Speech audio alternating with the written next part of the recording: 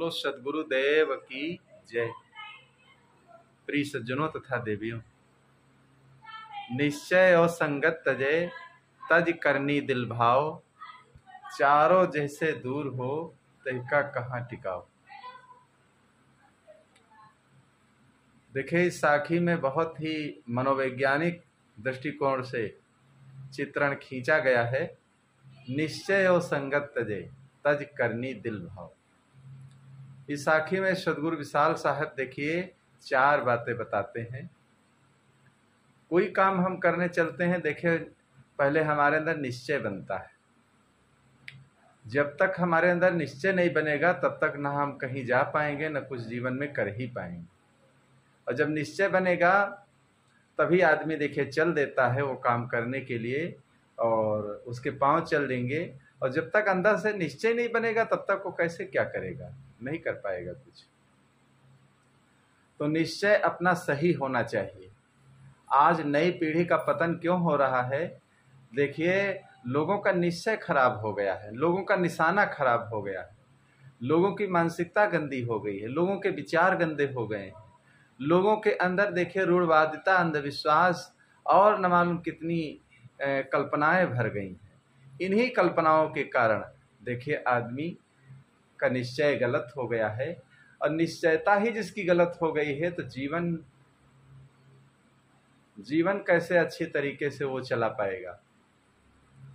तो इसलिए निश्चय को देखिए अपने सुधारना चाहिए। अपने निश्चय को जो सुधार लेगा जरूर उसके जीवन में परिवर्तन आ जाएगा, शुद्ध हो जाएगा उसका जीवन। निश्चय और संगत तजे। और फिर दूसरी बात साहब बताते हैं संगति। जीवन को महान बनाने के लिए, जीवन को अच्छे ढंग से व्यतीत करने के लिए देखिए संगति भी अच्छी होना चाहिए। हम क्या करते हैं, बचपन से ही हमारी संगति देखिए बेकार होने लगती है। बच्चे का जन्म होता है, देखिए माताएं खुद ही अपने बच्चों को नहीं पालती हैं, नौकरानी रखती हैं पालने के लिए। अब नौकरानियों का कैसा स्वभाव है, कैसी उनकी संगति है, बच्चे में देखिए वो संगति प्रवेश हो जाएगी।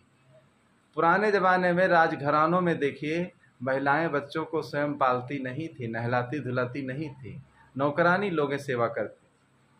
बच्चों को कभी नौकर के द्वारा पालन पोषण नहीं कराना चाहिए।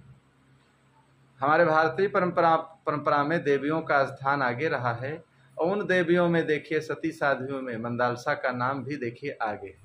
मंदालसा के 7 पुत्र थे, लेकिन देखिए जब उसके पिता उसकी शादी करने लगे तो मंदालसा ने क्या कहा था पिता से, हमारी शादी वही करना, पहली बात है कोई दरवाजे पर आ जाए तो कोई अतिथि की मैं सेवा कर सकूं। दूसरी बात है जब तक मैं जीवित रहूं तो दूसरी शादी न करे हो। तीसरी बात है किसी संतान का अगर जन्म होता है तो 12 बरस तक उसके पिता भी गोद में नहीं ले सकते।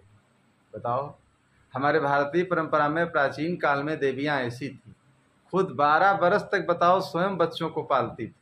लेकिन आजकल की देवियां जो हैं वो बच्चों को खुद पालने में कमज़ोर पड़ जाती हैं, नौकरानियों के द्वारा बच्चों को लालन पालन करवाती हैं।